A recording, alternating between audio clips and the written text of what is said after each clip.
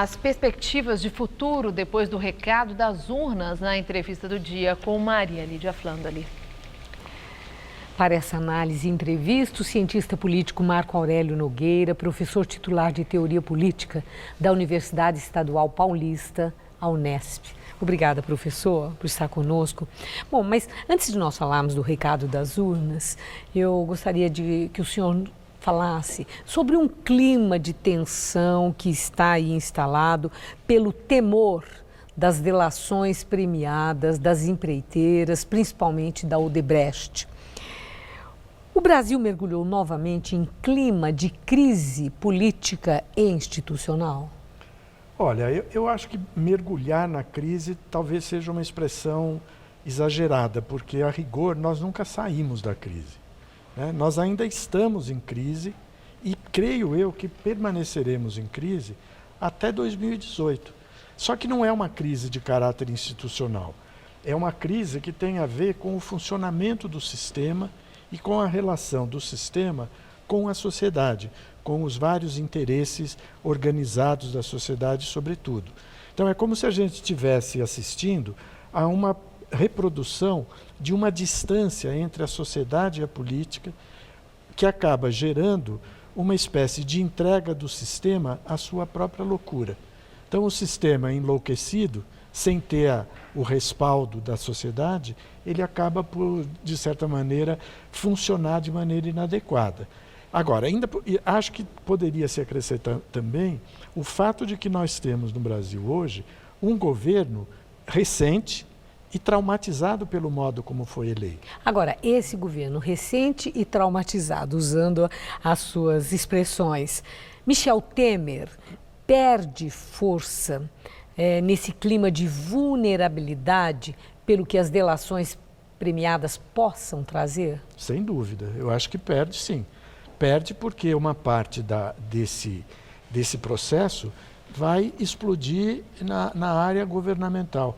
A gente ainda teria que lembrar que existe um processo na justiça eleitoral prevendo a discussão sobre a legitimidade da chapa Dilma-Temer, né? Então nós temos várias bombas de efeito retardado ou de efeito não controlado que poderão explodir.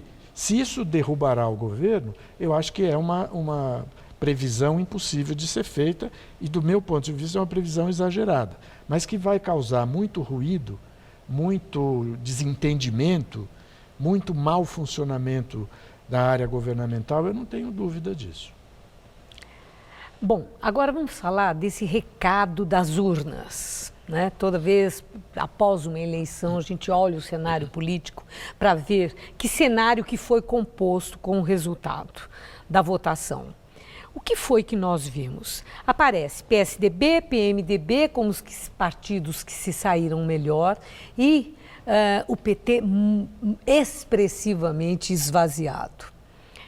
Foi um clamor por tempos melhores, com emprego e perspectiva de futuro?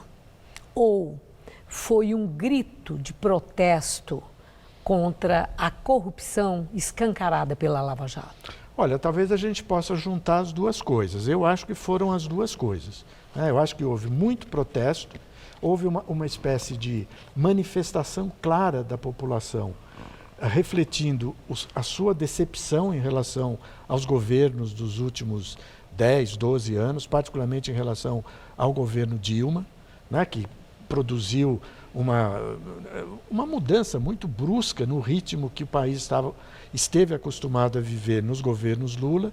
Então, o protesto contra o governo Dilma foi muito claro.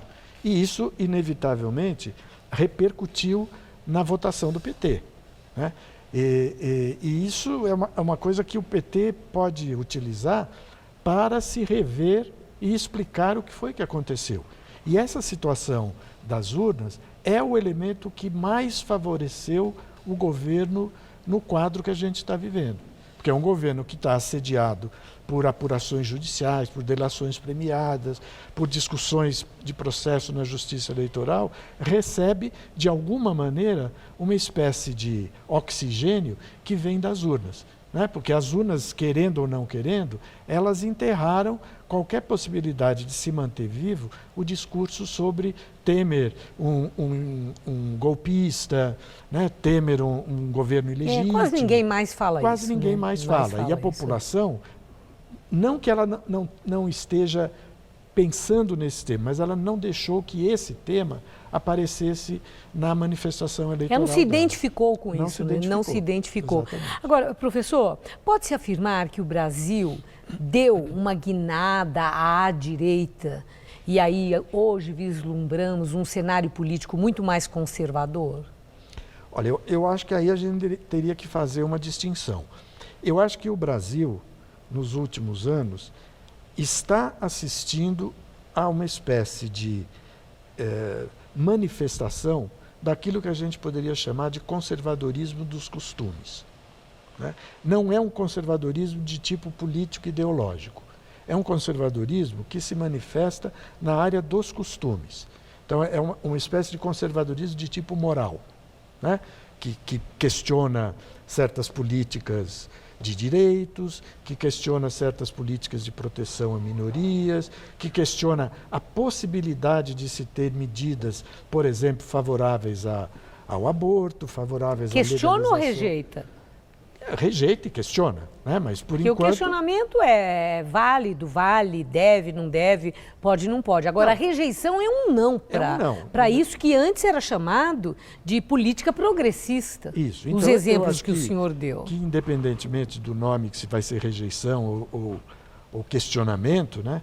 Eu acho que esse movimento é real. Agora, eu não iria na direção de dizer que esse movimento se combina ou se traduz numa espécie de conservadorismo de natureza política e ideológica. Eu não consigo ver nas eleições, ou no quadro político atual, um reforço da área que se poderia chamar tipicamente de direita. Eu acho que nós temos no Brasil um fortalecimento dos partidos que dialogam com o centro político, não propriamente com o centro político ideológico, mas com o centro da sociedade, né? Tentando compor um tipo de discurso que agrade a uma maioria mais expressiva da população, até mesmo tentando fazer uma despolarização que foi muito forte no Brasil. E os partidos de esquerda ficaram esvaziados nessa onda antipetista? Eu acho que esvaziados eu não diria, mas eles sofreram um certo tipo de advertência por parte da população. Mas se nós formos na ponta do lápis e fizermos todos os cálculos eleitorais, nós vamos ver que os partidos de esquerda não ficaram totalmente à míngua, né? Tudo depende do que você chama de partidos de esquerda, porque eu incluiria em partidos de esquerda o PSB, o PPS, o PDT, além a Rede, PSOL. o PV, o PSOL, o PCdoB. Então, se você olhar tudo isso, eu acredito, eu não tenho de cabeça os números, mas eu acredito que, em termos das eleições, esses partidos compuseram cerca de 20%, 25% dos votos. Sim. Né? Governam uma porcentagem grande de municípios. Pode ser que governem municípios pequenos. Isso é uma outra questão que precisaria ser discutida.